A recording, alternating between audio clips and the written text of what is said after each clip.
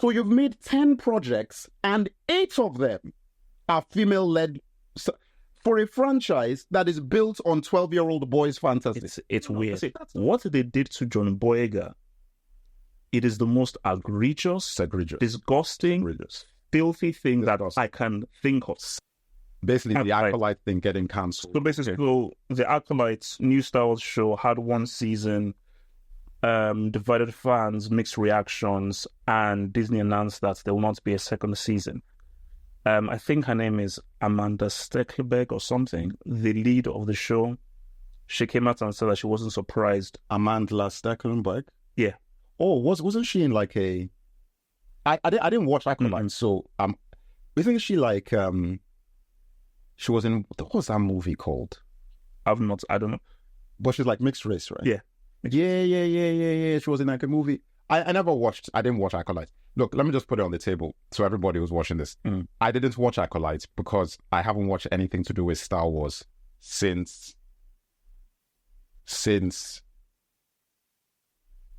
Rise of Skywalker. Mandalorian season 2. Rise of Skywalker, I didn't really watch that. So the last thing I watched, because that was a full-on bootleg watch, The last thing I watched was Mandalorian season 2, and that's it. So was that the one where it ends with Luke Skywalker? Yes, because I didn't watch Boba Fett. You did. Yeah. I didn't watch Obi-Wan. I watched the first episode of Obi-Wan, and then I was done. When I saw like Princess Leia leading him in a hangar or something, they're going to a ship, and she was like, "Come on!" I'm like, "This is Obi-Wan Kenobi." It's Disney has. That. There was like a scene in that show where she was running through the forest and they couldn't catch her. Couldn't catch her. Like, this is a little girl. Running like a little girl. Basically, running like this like a little girl, and fully grown men found it difficult to catch a little girl running like this. Shocking. They couldn't get it. Listen, let me tell you something there. This thing that's happening with Acolyte, to me, it's not a story. It's not a story because Star Wars has been gone for such a long time. It's not a story. What is actually the real story? I think the story within the story is the fact that it cost $180 million. Which is insane. Now, that's the story, because I'm thinking, who greenlit? Like, how did you even get into a situation where you're spending that kind of money on that? Because as I said, when you tell me Acolyte, what in that is going to make me go and watch that? We mean the name or just who's in it? The concept and what's in it. Both factors. If you just tell me that we're making a show called Acolyte, I'll just be looking at you and be like, okay. No, but no, you know what it is. No, I think what I find so shocking is how Disney, you are completely systematically... Like, how do you mess up Boba Fett? How do you mess up a Boba Fett TV show where... I never saw it. Basically, if you even try, I don't recommend you watching it, but even if you try to watch it, it is crazy how these guys, you conspired to mess up Boba Fett and make him he was a bomb. He was essentially a bomb in his own show. So basically, it's just so sad when you just look at like the moments Lucas sold it and what has been happening since 2015 up until now. Like, for something that was so lucrative and such an amazing idea, in 2024, Star Wars is trash. It's essentially trash. This is the thing.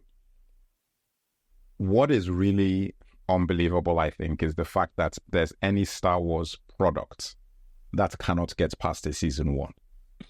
You know what I mean? I mean, before all of this nonsense started, from Force Awakens to all of this, you couldn't have told me that you could make anything with Star Wars on it that would fail. It was inconceivable. It was just inconceivable because of the fan base. And I don't even, like I said, I'm beyond a fan. Like, Star Wars is really, I can just leave it like, Star Wars is really my main, like, is the thing that really is more than fan. It's like Star Wars is part of my DNA. So when I look at it, so it's still part of your DNA as of now. It is, obviously, but it's because it's part of my DNA that I don't watch anything. It's insulting. It's insulting. Anybody who gives a damn about Star Wars, like, how can you watch any of that stuff?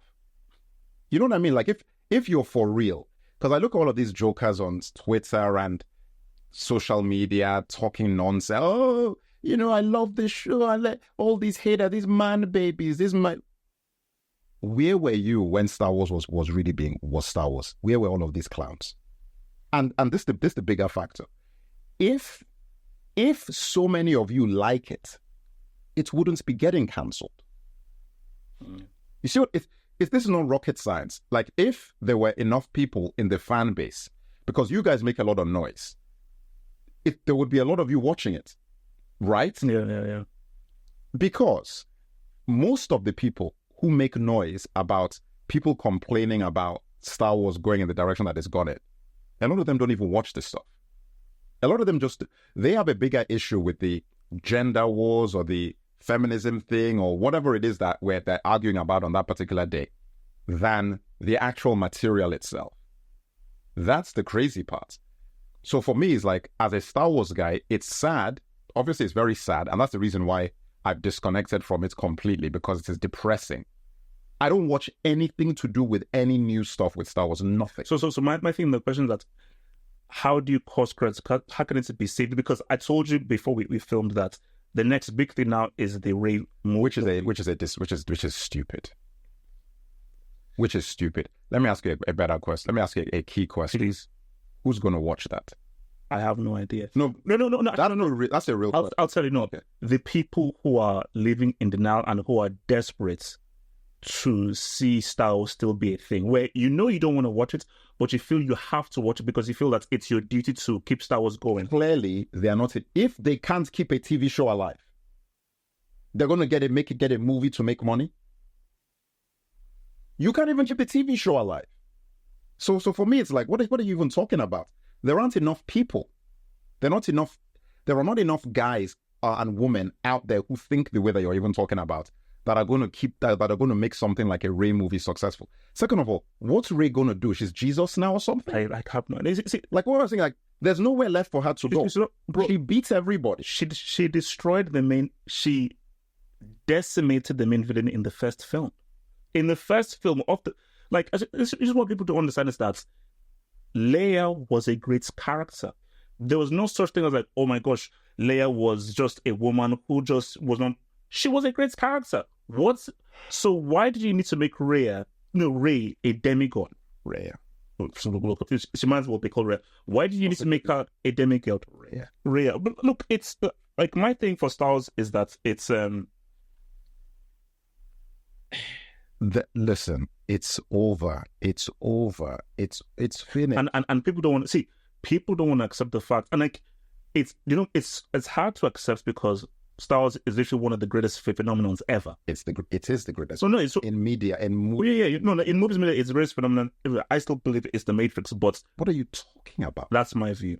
No, that doesn't make any sense. I know it's your view. It makes no sense. Okay. Because the Matrix, the mania of the Matrix is based off that first film. What did it generate? What did that thing then generate? Concepts. It's made people think differently about the world. Look. Who cares? Forget that. Put that to one side. Star Wars is the greatest phenomenon ever in media, 100%. Exactly. So but I still believe it's Matrix. But how did you go from what that was? Okay, so don't know. You said it's something, but you believe. But I believe. I believe so. Okay, I'm not going to dwell on it. I'm just saying that doesn't make any sense. I know it doesn't make sense. But you just want to be. I want to be the anti guy. Anti guy. So basically, everything negative. The biggest phenomenon ever. Oh, okay. How did you How did you ruin it? Simple. Agendas. It's not rocket science. Also, here's the thing as well. Like, I think we have to. There are basically two myths that have to be dispelled here. The myth of woke, which is a very, very annoying word, and the other myth of Kathleen Kennedy. Let's start with Kathleen Kennedy. She's a glorified secretary. That's very rude. That's actually very rude. I don't actually support that statement personally. So why? Okay. Let me explain. So people say Kathleen Kennedy, she did Indiana Jones, Jurassic Park, this and everything. So why can't she get Star Wars rights when she was involved in some of the most amazing projects ever? What was her role in all those things? Because it does make sense. Kathleen Kennedy. What makes sense? Or that things are not working out. Yeah, because in all those amazing films you were part of, you did not creatively make any decisions. You made no creative decisions. Because, especially if you're in the film industry, there are different kinds of producers. There are more business producers than there are more creative producers. You know, Kathleen Kennedy now being given the role of now making creative decisions is in part, not fully, but in large part of why Star Wars is the way it is. You're getting a little bit too clever. Okay, you're getting too clever. Keep it simple. Mm-hmm. Who cares where you came from? The facts are what are the results of what you've been doing for the last 15 years. 9 years. Yeah. That's all that. So I don't care, even if you were the most amazing producer in the history of Hollywood. All I care about, because you see, back then, what you're saying makes sense. Maybe 7 years ago, 8 years ago. Now we've seen things. Nothing has been good, except the one thing that Favreau and Filoni did. And even that as well, Mandalorian and Grogu. Because I think no. Listen, let's be honest. Look, be realistic. Let's just don't be silly. Please, yeah. If not for the fact that everything else was a joke, Grogu and the concept of the way they did Mandalorian and Grogu fits into the Star Wars mentality. Period. It does. So you're saying Grogu isn't a Disney thing about let's cutie, which is what a lot of Star Wars was in the first place. Are you kidding me? That's what a lot of Star Wars was in the first place. What I'm trying to say is that's what I mean by it being in the ethos. You're trying to sell toys and you're trying to appeal to kids, but at the same time, there was a lot of this is what they did. Of course, it's a ripoff of Yoda. It's Yoda. Yeah. So it's not even like it's completely original. But it's a cutesy Yoda to sell toys. Yes. So what I'm saying is that if you want to now be merchandising, at least do it properly. Filoni and Favreau clearly understand. Do you know what it means? That after all said and done, they are the ones who gave us a Luke Skywalker moment. Oh yeah, true, yeah. So that's what I'm trying to say. It's not rocket science. It's not rocket science. Well, the fans know what they want. We know what we're looking for. We know what we're looking for. We've been saying it. Let me tell you this, sir. On a bottom line, and this is, everybody wants to talk about J.J. Abrams did X, Y, and Z. My thing is very simple with it. Very simple. There was one crime where I said, you can't get away with that. Like, I can't, there's nothing else you're going to tell me that means anything. You made a movie, Force Awakens. Princess Leia, Han Solo, and Luke Skywalker didn't meet each other. That's insane. Then there's nothing else to be said. Like, see what I'm saying? That don't tell me that we're building up to that. What? The build-up has been like, what, 30 years? You're moving. Don't move ahead of that. I'm staying on that. But let me get this out. So let me get that, because you're not a Star Wars guy. You don't care. I care. I'm a Matrix guy. Exactly. And a Star Wars guy. I care.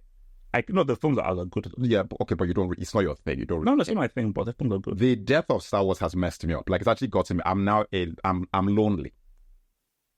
I'm lonely. That's the reality of it. Did you ever watch Matrix Resurrections? So what are you talking about? Listen, okay, let's just get this straight. Matrix, by the time Matrix Resurrections came out, what is its timeline between those two films?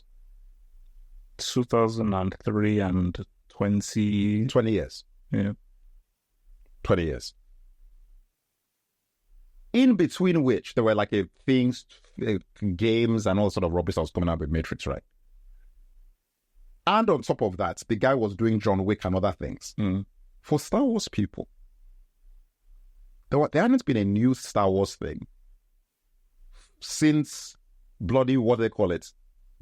Before he did the prequels. Oh, yeah. Then the prequels came out. Then after that, you have to wait another 30 years, 20-something years, 27 years, or whatever it was, 2015. No, wait, 2015. No. 05, 10 years. 10 years. My point is that the length of time that Star Wars has been around and the amount of missteps and crazy things that have happened is scandalous considering what the material is. On top of that, like I said, Matrix hasn't had the impact on society that Star Wars did in terms of just on every level. It's had cultural impact, 100%. I mean, likewise, I've always said that Matrix is like the second biggest thing, you know? Yeah. But Star Wars is like, it was ridiculous. So for me, when I looked at what happened, where you have a group of guys in Empire Strikes Back, how that film ended. Fans like, I'm beyond a fan. Guys like me who wait, do you know that I have everything? I had the DVDs, the VHS, the Betamax of the same movie. Do you know what it means to buy the same film in multiple formats? But the real question... Hold on. If you go into my bag right now, you know my computer bag? Yes. That's over there. Do you know what's in there? A stormtrooper. That stormtrooper travels with me everywhere. A stormtrooper is in my bag. It's in there. My reloaded toy set is just okay, yeah, but it's over. You leave it there. This travels with me. The stormtrooper travels with me, and I'm a grown man.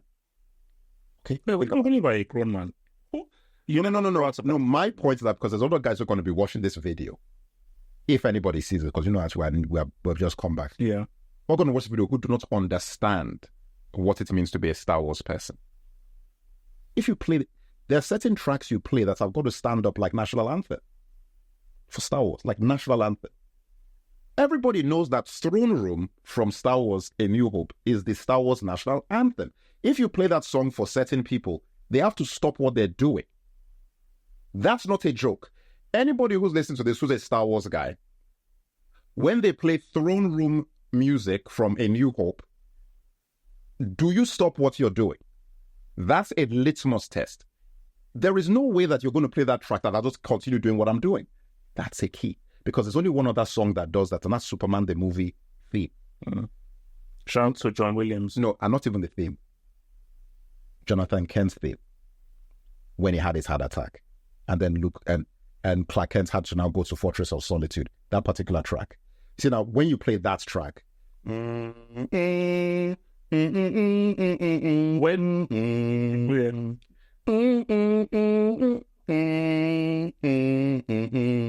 you play that track, I mean, come on. I prefer the Krypton track personally. So. Regardless, but you see, my thing here, how did the Abrams not get the guys reunited? Because I'm trying to say what I'm trying to get my points out. Because you don't care. I'm trying to emphasize what I'm talking about here. When you do something like that, there is nothing more to be said. After that happened, I was out from that point. I got forced to go to Last Jedi. I didn't want to go. I didn't want to go to that movie. I got forced to go there. And I was trying to walk out. I wasn't allowed to walk out. I was sleeping. When Rey puts Luke on his back. I was sleeping in Jedi. As you were, I stood up in the middle of the cinema trying to get out of the theater, and I was pulled back when I saw that footage. Because I said to myself, you've insulted us so much in part 1, or rather A Force Awakens, that to have this happen, Luke is on his back. Who is this? So that is all to say, when you now come to something like Acolyte, and all the rumors that I've heard about what the hell was going on in Acolyte, whether you're using Acolyte as some kind of playground for ideologies or things, I'm just like, this is not what Star Wars is. Star Wars is supposed to be, you're looking at look at what I look like. That's what Star Wars is. The fact that guys like me can be on board with a blonde-haired, blue-eyed hero, which is what Mark Hamill is. I'm on board. Because it's Star Wars. That's what it means to cut through the cultures. Because Star Wars was bigger than all of that. Which is the reason why I know who fake Star Wars fans are. You see, those guys who had a problem with John Boyega being a stormtrooper and being in that trailer, you're not real. You're fake. You're fake. You know, see, it's not a racial thing. It's not a racial thing. See, when I saw that, I said that means you're not a real Star Wars guy. Because a real Star Wars person knows that there's certain things that don't matter. What matters is you stay true to the game. That's it. So if John Boyega's character is true to the game, like I said that, listen, I don't feel that just making a lead character in Star Wars black for the sake of being black is worth it. That's stupid. If the character itself is good, then him being black, it doesn't really matter. But I don't want it to be a black thing. That is what would make Star Wars get messed up. The reality is that because of race issues is the reason why John Boyega didn't get what he was supposed to get. Because his thread in the story is actually one of the best threads in the whole of the new thing. I get Imagine a stormtrooper who gets, he basically fails force sensitive, like he just finds out that he's actually... It was right there. It's in front of you. And not only that, listen, do you know what's so crazy is, okay, he's not force sensitive. He's not even a great stormtrooper. This is a character who is literally useless.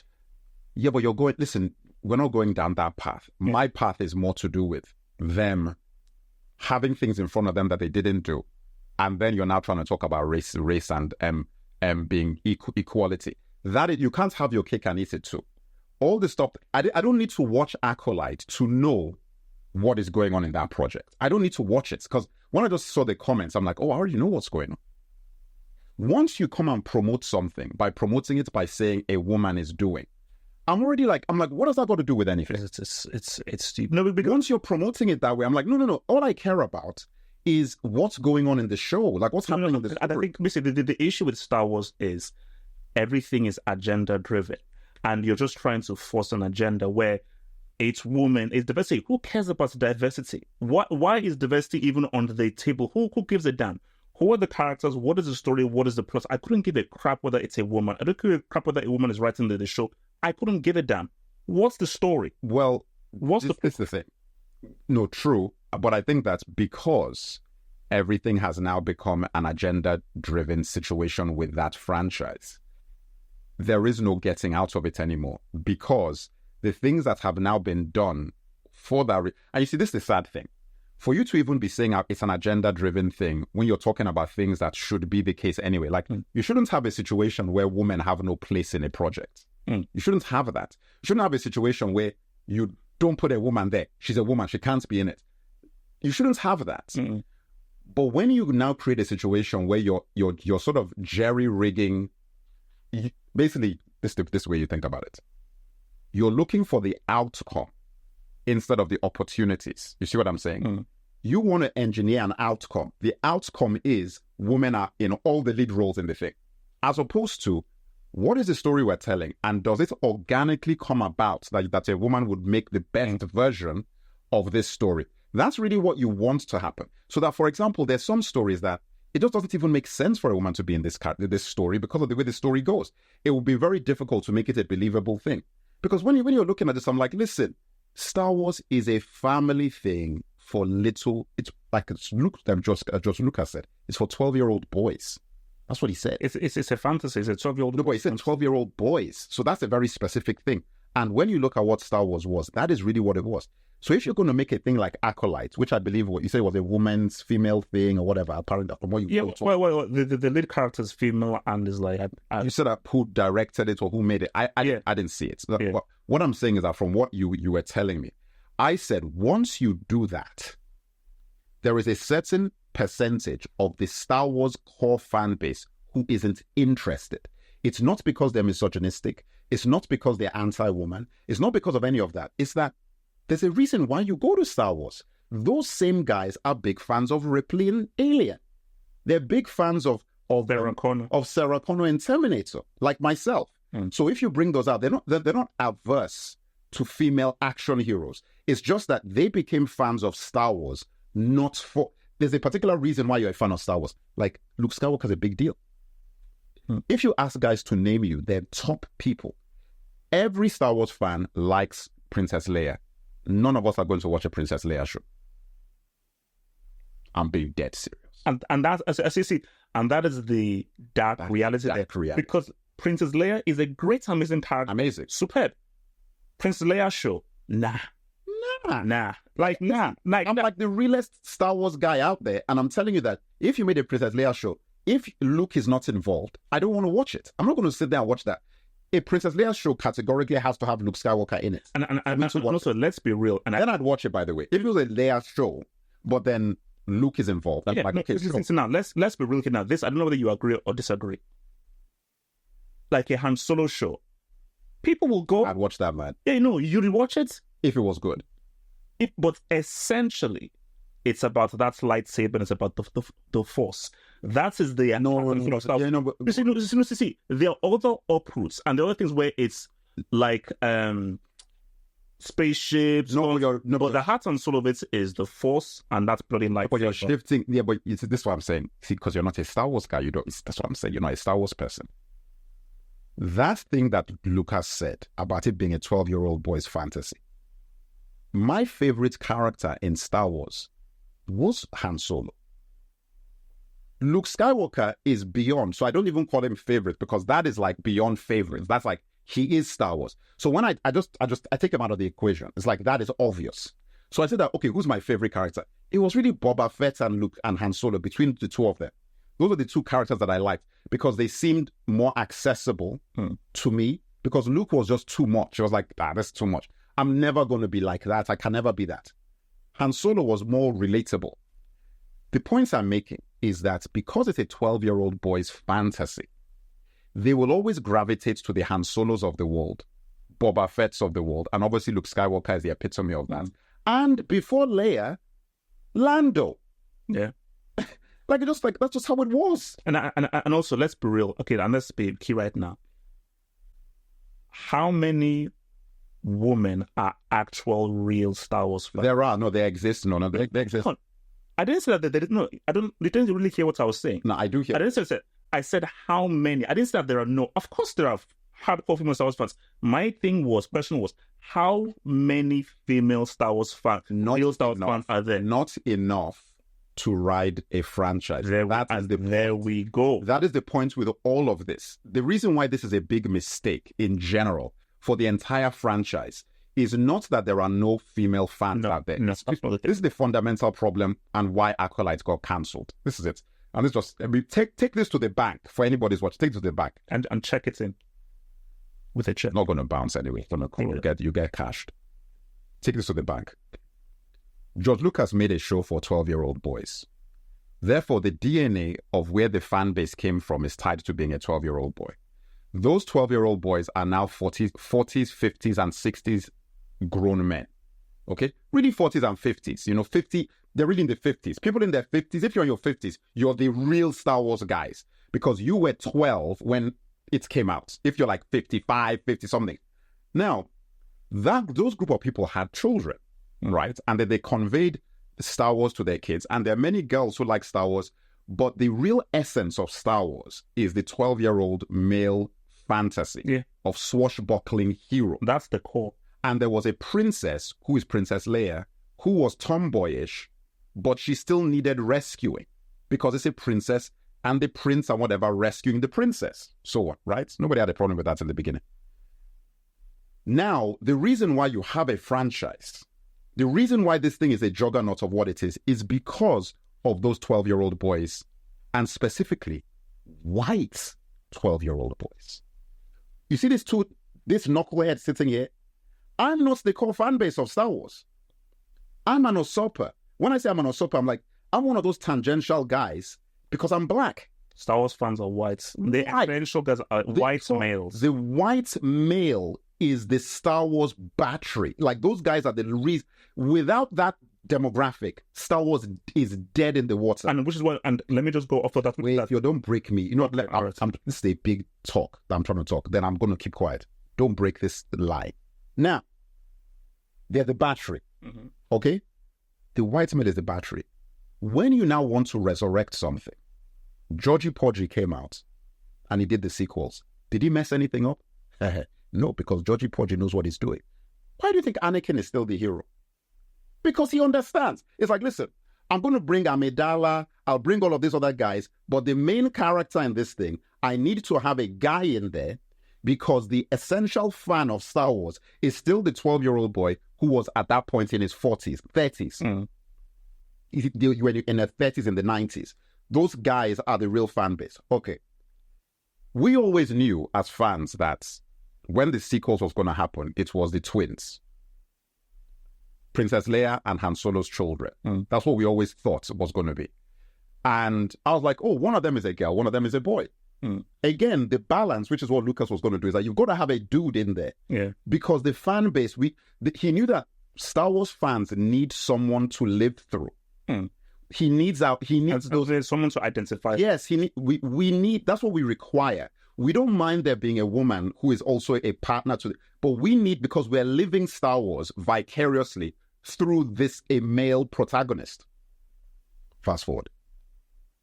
You now want to now resurrect Star Wars, and you want to now create, you have this agenda that, oh, it's a woman thing, that we've got all this, whatever. The Force is female. Yeah, the Force is, which was one of the worst things you could have ever done, that picture. So then you say that, how do we do this now? We're going to go in the direction that they went in with everything.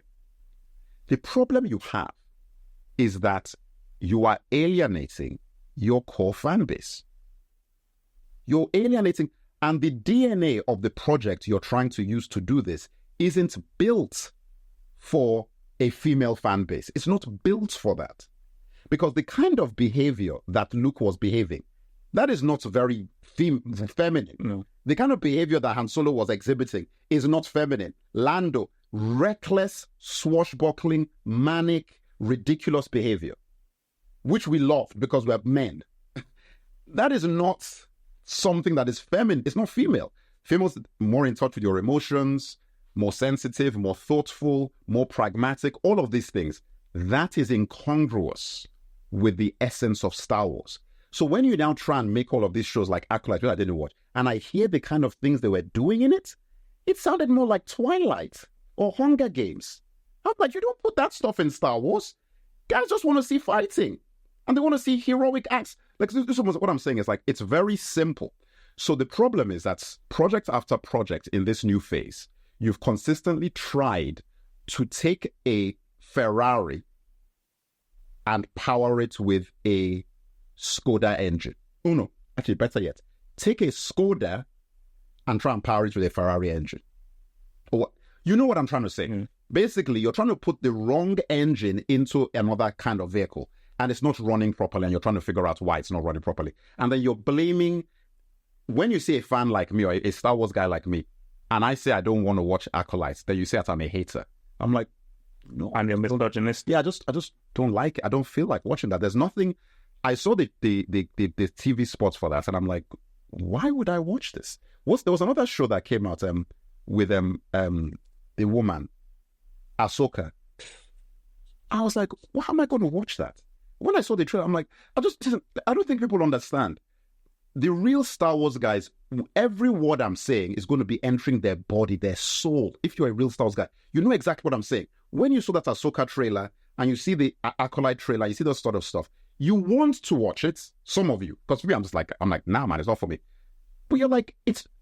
Let me just get to the crux, and I'm sure to shut up. Imagine if the first show they brought out in Star Wars is Luke Skywalker Jedi Academy with Sebastian Stan. Yeah.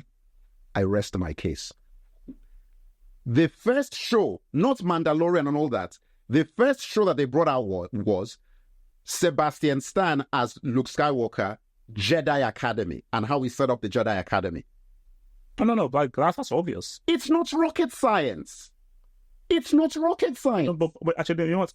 I know what. See, this is what the issue is. The reason why they didn't do that is that then it galvanizes. It's a guy's thing at that point. No. But see, the issue is people believe that once something becomes so famous and so global, it now becomes the UN. So the issue people have is that why can't Star Wars be for everybody? Why can't for everybody? No. But therein lies the issue. Why can't Star Wars be for women, blacks, and all those people? So because why can't it be for everyone? Why can't we have a female-led character that is very feminine and very effeminate? So now, you are now, because of Star Wars' crazy, massive global popularity and because of its phenomenon, it should be anything and everything. Thus, you're now going away from, you're going away from the art. And the art is that what is Star Wars essentially? Let's break this down. Let's break it down. Okay. Force Awakens, who was the lead? Way. Okay. Female. Mm-hmm. Rogue One, who was the lead? Organa, whatever her name is, yeah. Female. Solo was supposed to be a Han Solo movie. Mm. Who was in there running around doing whatever was going on in Solo? So Emilia Clarke? Thank you. Number 3. What do they call it? Then we come back to Force Awakens. That's 2 more movies. That's 5. Yeah. I'm going to be kind. Let us take Solo out of it because it's technically supposed to be a solo movie. So let's just knock one back, okay? That's 4. Who was involved? Who benefited? Where's that from? Rest in peace, Donald Sutherland. What? Okay. Where have you been? What? Where have you been? Wait, man, I think you've actually been living under a rock. Yes, like When did that happen? I think by maybe a month ago. So it was recent. It was recent. Wait, a month ago or something. Yeah. R.I.P. man. Yep. Sad, man. Very sad. Legend. Donald Sutherland. Legend. But he was. I think he was 80 something. Nah, he was old. Nah. He was old. He was old. But legend. Donald. Yeah. So no. So look. Okay. Look. Nah, you messed me up. Okay, look. So that's 4. Yeah. So we got 4. So I don't know where are we now? So that's the 3. Okay, then we come back to the TV shows. Mandalorian. Let's give Mandalorian. Okay, you be counting the guys. Okay, that's 2. Mandalorian and Solo. Yeah. 2. Put up 2. 2. You want to count Boba Fett? Yes, 3. Okay. And Obi-Wan. Now that's tricky. That's tricky because that's Obi-Wan and Leia. That's a Leia show. Now that's 5. Man. Nah. I can't even give that one to Obi-Wan. Yeah, that would not be in Leia show. That's Leia show. That's 5. They're still trying to catch her. They're trying to catch her. That's 5. Oh, they still? I think they're still trying to catch her. Oh, from that part. For the first. Okay, so that's 5. Yeah. And then you get Ahsoka. You get Acolyte. That's 7. Okay.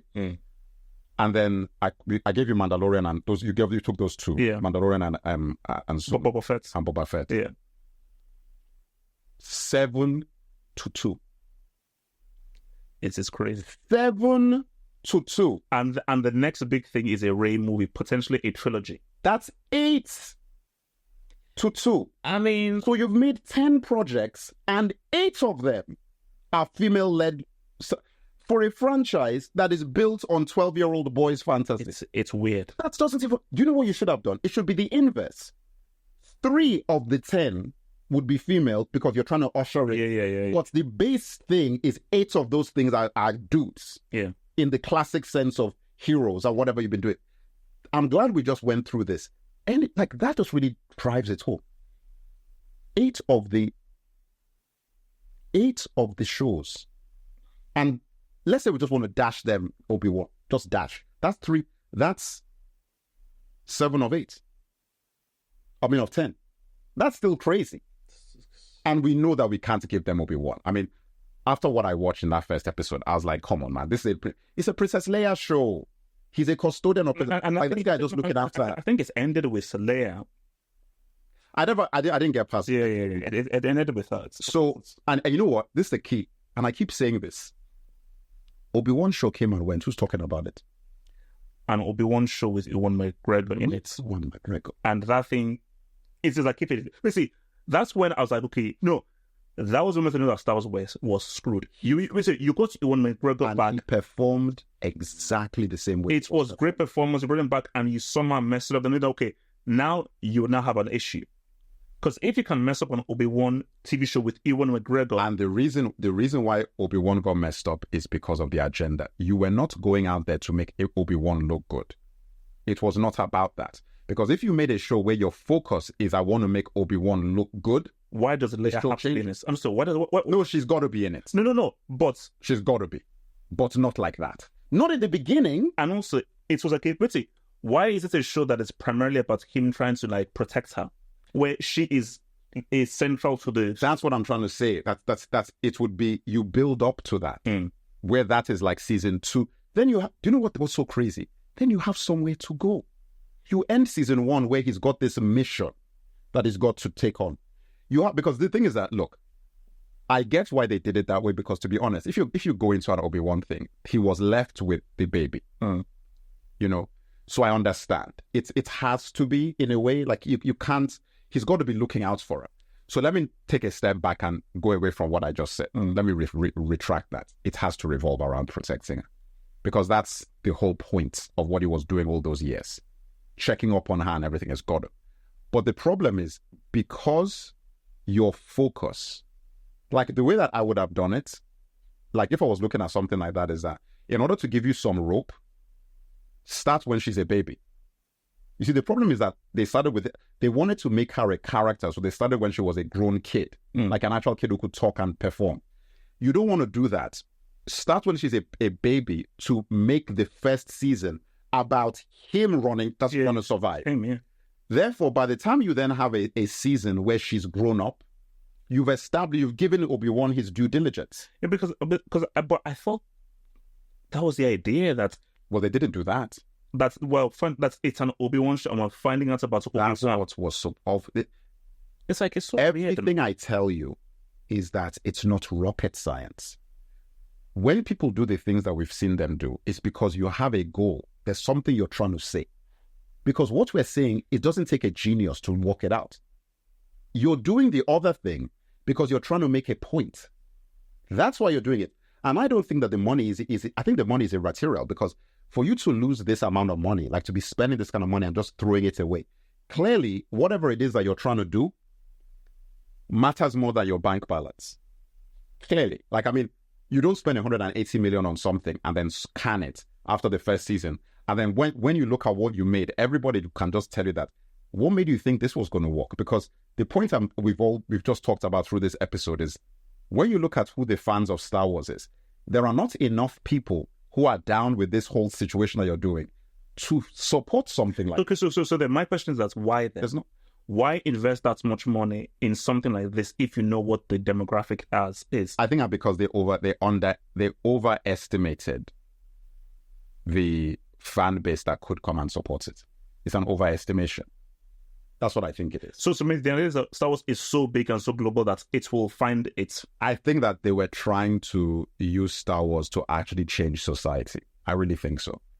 Because we know as Black people that this franchise didn't give a damn about Black people. Heck no. So we know that it's not about us. It's about white men. No. I'm talking about the new stuff, the new ones that came. Oh. I said that all that rhetoric about, we are diverse, is for everybody. The way that you treated Finn and Lupita Nyong'o, these sort of characters, you've categorically disrespected every Black person that has come into the new Star Wars movies. And you've made them look like a bunch of bombs. And then you know they want Boyega back, apparently, for the new Rey films. But that just tells you what's really going on. That it's not like whatever this whole agenda situation is, it definitely isn't about uplifting Black people. No. It's not about... You don't have a movie where a Black man runs after a white girl for the entire 3 films. That's about 6 hours of movie, shouting Rey, Rey, Rey, and he gets no love, no kiss, no nothing. For 3 films, risks her life, almost gets killed. And at the end of the movie, she kisses and gets with a psychopath. Like, for me, I'm just like, it's a window, because my thing is that after all you did, risk your life for this person, like, she ended up with the villain of the villain who killed her friend and killed billions of people in all those planets that it was blowing up and everything. That's the guy you end up with. That guy. You know what? It's sidebar. You know what that also shows? What's more important to you? If female empowerment was important to you, is the message you send to women that you should go with, instead of the man that tried to save your life and was devoted to you, choose the psycho. Yes. He also kidnapped her and tortured her. The man that kidnapped and tortured you, that's who you pick. Don't pick the guy who's trying to save you. Nah, don't pick that guy because he's Black. Go with that guy. Go with a white guy who looks like the kind of person that you want to go with. Here. So all because he has the right look. Psycho, villain, killed your friends, tortured you, but you're going to roll with him because I ain't roll with that Black guy. Exactly. That is the subtext. That's messed up. That's the subtext of it. And because that's the subtext of it, do not now turn around and talk about diversity. Don't do that. Yeah, don't. Because that is a lie. You have no... See, it's a lie. You have no leg. I told you. I bought the Finn toy. I went to the Disney store. I bought the Finn toy and I was ready. After I watched... First of all, I was about to leave the cinema when Rey took the lightsaber. After I left the cinema, I threw that Finn toy in the bin. There are videos that you'll find of Half Up where I have the Finn toy on the table. That Finn toy is now in the trash heap. That is how disgusted I am with Disney. So, see, for me, cool, you're the Star Wars guy. This is my personal investment in it. It's racism. What Of they... course it is. No, I never said it wasn't. Oh, no. I say, what they did to John Boyega, it is the most egregious, disgusting, filthy thing that I can think of. That's why he reacted the way he did it during that whole Black Lives Matter day, because he realized that, oh my God. During all that what? Do you remember his speech during Black Lives Matter? Where he was frustrated. And it was everything was frustrated because, you see, you have to know about John Boyega. He's Nigerian. He's Nigerian. So he understands that he gets it. And also, I mentioned this in the previous video, but this is more relevant now. Now, this was before I saw the film.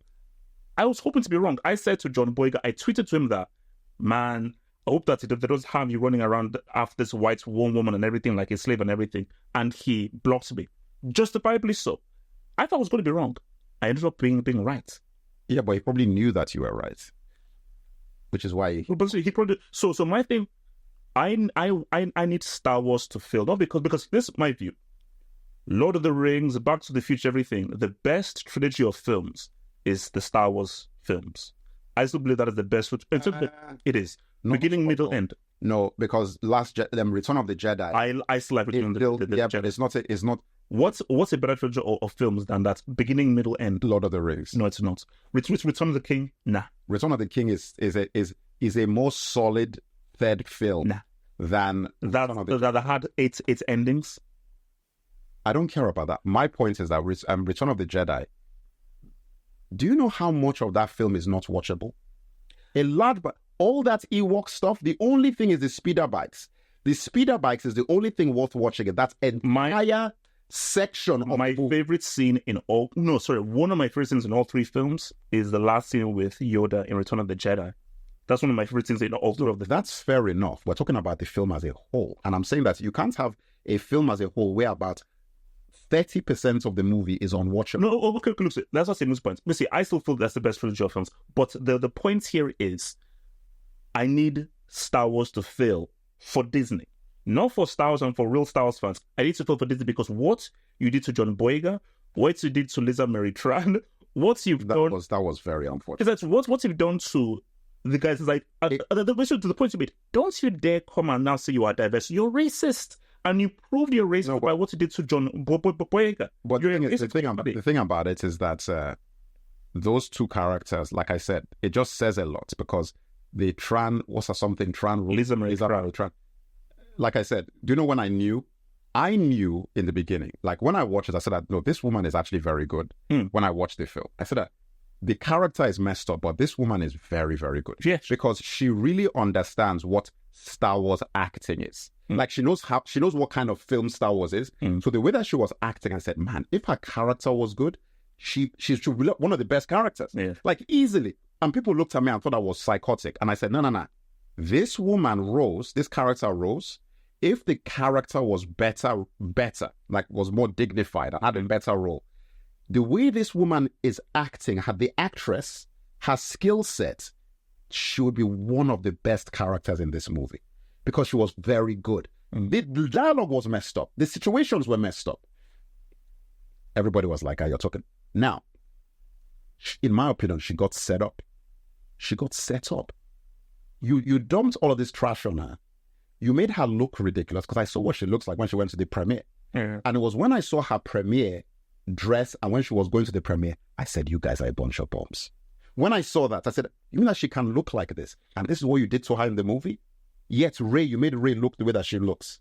Look what you did to Lupita. You made her a puppet.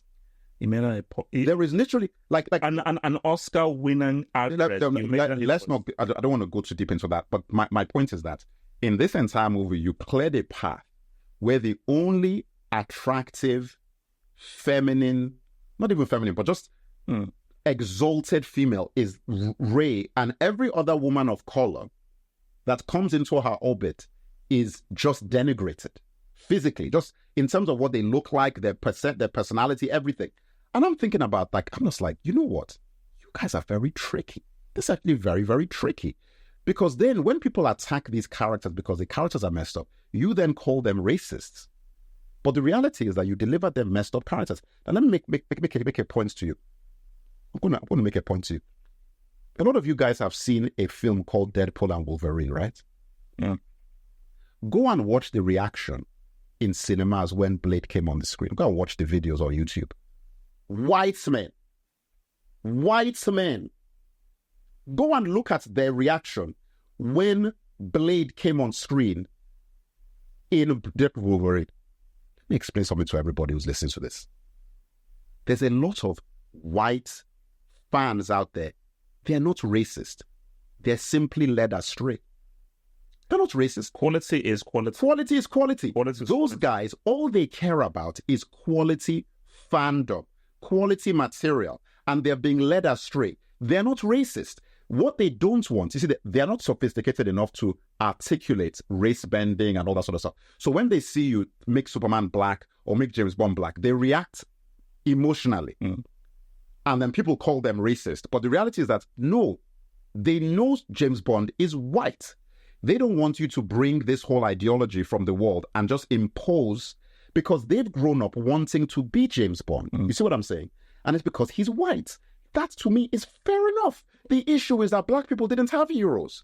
So you don't take a hero from white people and say, look, we're going to just take this guy and keep his dynamic and just make him change his You have to create it from the soil. You want to create it from the source. And that is the reason why those same people can look at Blade and they love Blade. Yeah. Because Blade has always been black. So they became fans of Blade from the beginning when he was black. So him coming on screen, their reaction is one of the most excited reactions you can get. And that's the reason why I said that the powers that be messed Blade up in that part too, is that you know what could happen if you let Blade. They knew. It was too heavy. Subconsciously, it's like, we don't want to allow Snipes So to riot. Because if this guy now gets a part 2 and 3, can you imagine they give this guy a full trilogy proper? Basically, no. They don't bring anybody out. Now, you guys, you've probably seen it. There's a film called Murder at 1600. Yes, of course I've seen it. This is a regular film. In one moment in the film, Snipes walks into his apartment and he thinks that there are cameras there. And he does a move that shouldn't be in a film like this. That's a move you're doing in a martial arts film. Snipes is a very dangerous man. Murder at 1600. Yeah, but one move. He basically goes down like this and starts looking like that. Basically, he does a move that's like Tom Cruise in Mission Impossible. And this is just in a regular detective thing. Snipes is a very dangerous cat. Blade 1 was a hint as what this guy could have potentially done. So they knew that, bro, if we let this guy really run as a guy, no way. They couldn't allow it. No way. The thing is that Snipes, no way. This is the problem. This is the problem. And it's the problem. You see, Snipes was supposed to be the level of Stallone and Arnie. Like, that was what was supposed to happen. The problem is he's black. So the way that the society was, they don't know how to handle an ego in the body of a black man as a star. A dark-skinned black man. A dark-skinned black man. So the problem is that with Snipes is that you're not submissive enough for us to take you in.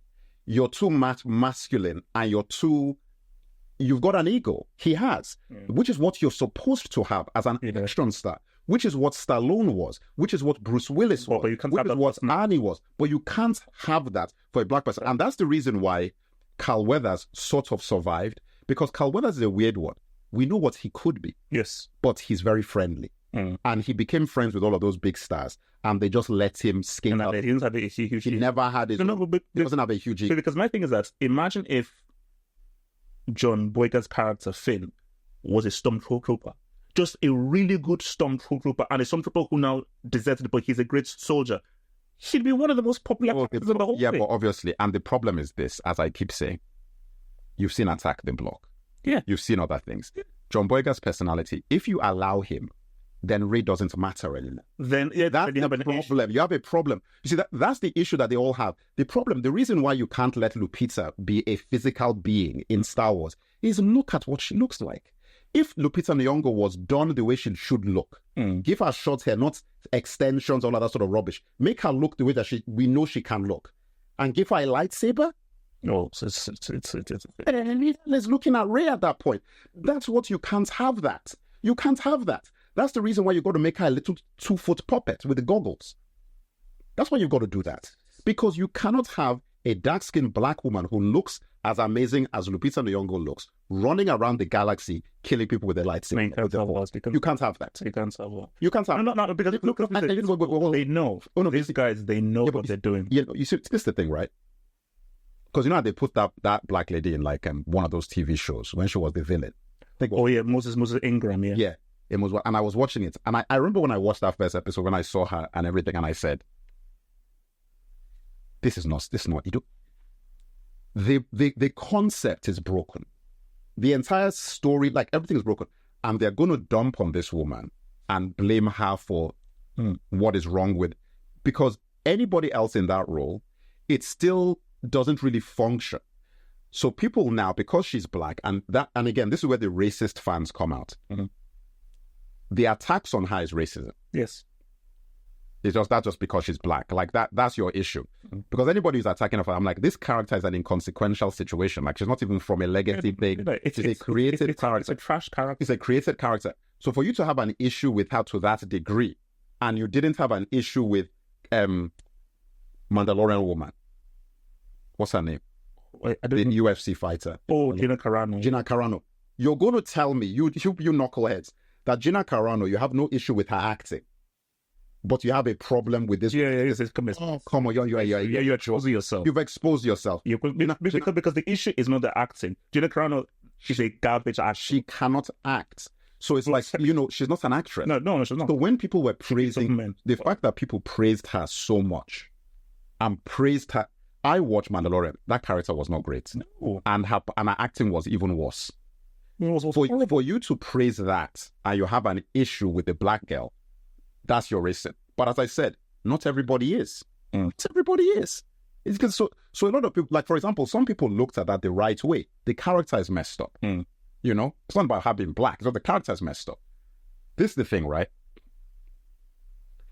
It is no surprise what has happened to Acolyte. No surprise. And we've given all the reasons why it's happened. The only reason why we're even having this conversation now is because, like I said, I'm a Star Wars guy. I'm retired. I retired after Force Awakens. I got forced into Last Jedi. And I'm out. And I'm a huge appreciator of Star Wars, and I wanted to feel based on how racist Disney is and what they did to John Boyega. Because I think just round of future for Star Wars right now.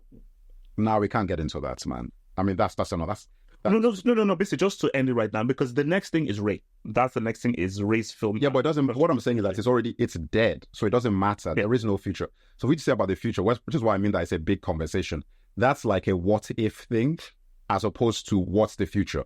It's DOA. It's finished. So really, the only conversation you can have about Star Wars is like, man, what if? I don't believe it's savable. Personally, I don't feel like you can't salvage it. Yeah, you can't. There's only one man left who can salvage, and it's Luke Skywalker, and he's getting older. Mark Hamill is getting old. He's almost 80 years old. He is literally the only human being that can save. So you don't think that someone, if they give it just to somebody, they can't come out with a really good standalone story? Nah, it's dead. It will end up being a nostalgia fest, like what's happened with Mandalorian or whatever. So was the mistake giving it to Disney? Was the mistake Lucas selling it? What was the mistake? The mistake, now in retrospect, Lucas should never have sold it. In retrospect. Despite all the abuse and everything, should have kept it. Like, I feel like what should have happened is I should have kept it and shepherded it. Like, I'm in charge, and he picks the director the way he got Kasdan and basically like Spielberg. As Spielberg said, he was never going to let him do it. And the reason is obvious. Yeah. If you let Spielberg do it, he's going to show you up so badly that Spielberg would make a Star Wars better than the original trilogy. Yeah. Potentially, yeah. No, it's not potentially, obviously. Because, anybody who knows Steven Spielberg, his entire career has been about Star Wars. Star Wars. So it's like Star Wars. Everything he's ever made, you're watching it and you're like, it's so Star even made a Star Wars. Basically, these are the guys that gave you Indiana Jones. Imagine Lucas, I come with the idea, Spielberg, I'm here with the execution. The fact is Spielberg should have been the director of all the Star Wars films. Yeah. That's the way it should have been. Yeah. I believe that the reason why Lucas didn't do it, and I know it is, there's no doubt, you don't give it to him. No. It's your baby. Like, how are you going to give it to a guy who's that good? And you know how good he is. You know how good he is, and he is so suited to it that you know that the guy is salivating. He's just sitting there like Spielberg was probably just waiting for the like, it's Spielberg Star Wars film would be ridiculous. Because you look at all the things that this guy's made. No, it's basically like it's the energy and the aura. It's the mentality. Basically, it's I feel that is a great cinematic miss. Is Spielberg? Yeah, I think no. He has never and will never do it. It's a Star Wars. Transformers is second. First is number one is Star Wars and then Transformers.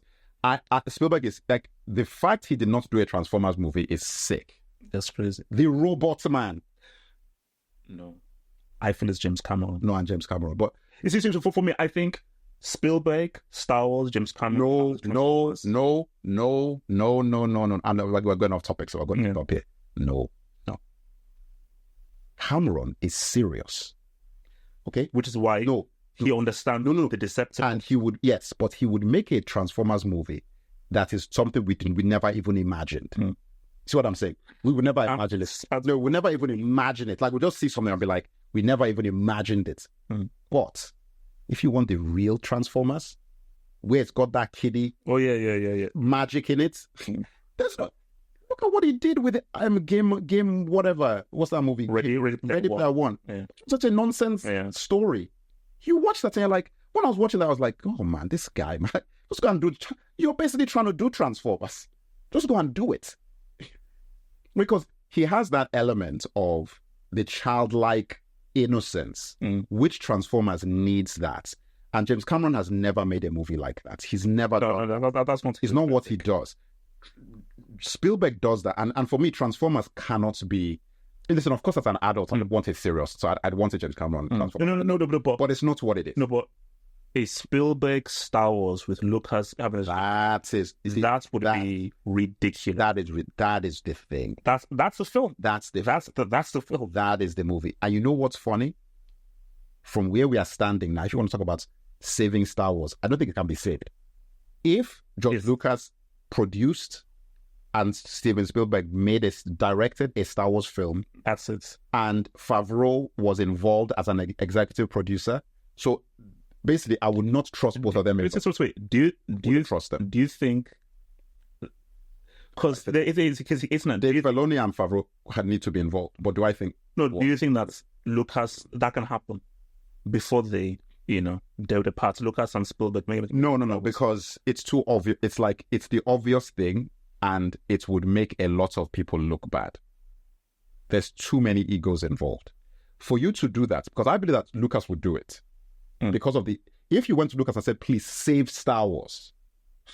And you know what? He would love that. That is what Lucas wants. No, what I'm saying is that, stop running back now. That's what I'm trying to say. That's my point. That's my point. So I don't have a concern about Lucas doing it. He'll do it. Come and beg him. Yeah. If Lucas picks up the phone and says, Spielberg, come and do Star Wars, that he'll call him. Lucas is in New York and Spielberg is in Los Angeles. And he comes and said, yeah, I want to do Star Wars. No. He'll be there in 2 seconds. I'll make it funnier. Lucas calls him. Spielberg is in the middle of a film. He's in the middle of a film. He's stopping that film. I'll pay whatever, and he's flying. You guys finish the film. He's leaving the middle of the filming and he's going straight. Did you hear what I said? Did you hear what I just said? I said that he is in New York. Spielberg, Lucas is in Los Angeles. I said that he'll pick up the phone. Spielberg is in New York. As soon as he says, "Star," ding dong dong, the bell of the door is going to ring. And I am saying that if Lucas called him and he's holding the camera about to film a shot of like a massive World War I epic, he is leaving that camera and flying from set to go and start filming Star Wars. You finish that film how you finish that film. Because Star Wars. The reality of the matter is that Spielberg is still waiting for that. He's still waiting for the phone call. He's still waiting for that call. That's the secret. He's waiting for that call. Everybody that has asked him about this thing, he said that, yeah, it's my friend. He's never said, I don't want to do it. Because he can't say that. Because he's always wanted to do it. He's always wanted to do it. He's always wanted to do it. Because he's not an ideas guy. He's not a screenwriter. He's not. Lucas is one of the craziest ideas, guys, that have ever been made. Even the idea for Indiana Jones, that effectively saved his career. So I'm just saying that George Lucas is the ideas man. Yeah. So the combination is obvious. As I said, because of how amazing Star Wars is, listen, let me be real, I understand Lucas's point of view. I can't lie. Oh, 100%, yeah. So for me, it's like, I really understand it. I need it as a film fan. Yes, from Lucas' point of view. I understand. Yeah, because you know how good... How are you going to give it to your thing to a guy who you know is better than you? And the guys will say, man, if only Spielberg did all the other... You don't want that. You don't want that. because you still want to be in people's good graces. What you don't want is you now make the film and guys now say, man, do you know what never happened? Do you know what never happened? And we should do that, actually, maybe one day. We should have to do it quickly. There was never a campaign for it. There was never a petition for it. For what? For Spielberg to do Star Wars, produced by George Lucas. There never was. You know that there never was? There was never a petition. People talked about it. But imagine if there was like 10 million signatures. But you know, I think now, guys are like, yeah, do it. Like, because then it's like, based on how bad things are with Star Wars right now, if people just put a thing of like, Lucas and guys, we should do it. Because you know what? What if we got 10 million signatures? I mean, we're not going to get it. That's it. If ever there was a time to launch a camp, it's now. Based on where Star Wars is right now, Spielberg combined and give us just a standalone Star Wars film. That's you know what? Like the Batman. Yeah. With whatever. It's what if Elseworld not just with anything, just for the sake of it. But you know what the funny thing is? Kathleen Kennedy won't allow that to happen. No. Let me tell you this. No. If the petition exists, you can go and do what you're making. Go and make your Ray film. But there's a petition with 5 million signatures waiting there. Will Disney allow it? That's not the point. We know what the fans want. You go and do what you want to do. But we know what the fans want. Because what we're talking about here is what should have always happened. Always, from the get-go. When J.J. Abrams took on Star Wars, the whole point was that he's like Spielberg light. That's the point. And then he went and did a New Hope 2.0. Exactly. So what we're really looking at is that, look, at the end of the day, the only people who could do it, and again, I'm just flapping my lips because it's one thing to get them two together. Then it's what about the script and the story? What about yeah. So that's because my thing is there's that guy John Logan who did Gladiator and stuff. Lucas, you just provided the story. Get a screenwriter. Get a screenwriter to interpret your basic story. I'm joking, but of course I'm not. What forbid? No. David Goyer. Listen, you know what? Do not do that. Goyer has done. He did Blade and Batman Begins. Yeah, but he also did Blade Trinity. So no, that's Goyer. Like, but he's done. Get with it. It's a John Logan. Just get a screenwriter. Get a screenwriter that can now interpret George Lucas's idea and story. Lucas, don't do the screenplay. Do the story and provide the ideas. Spielberg direct. What if he said, we do the petition and then he agrees, and then he said that he puts a post as he started the script. And then he said, I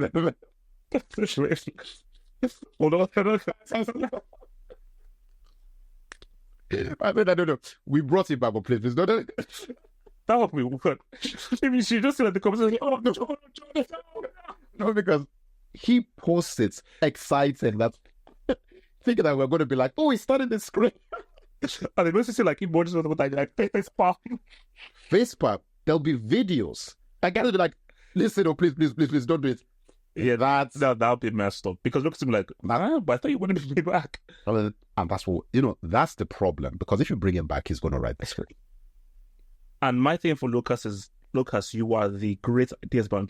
Come up with a story, come up with the idea, and the screenwriter just puts it in a proper story structure.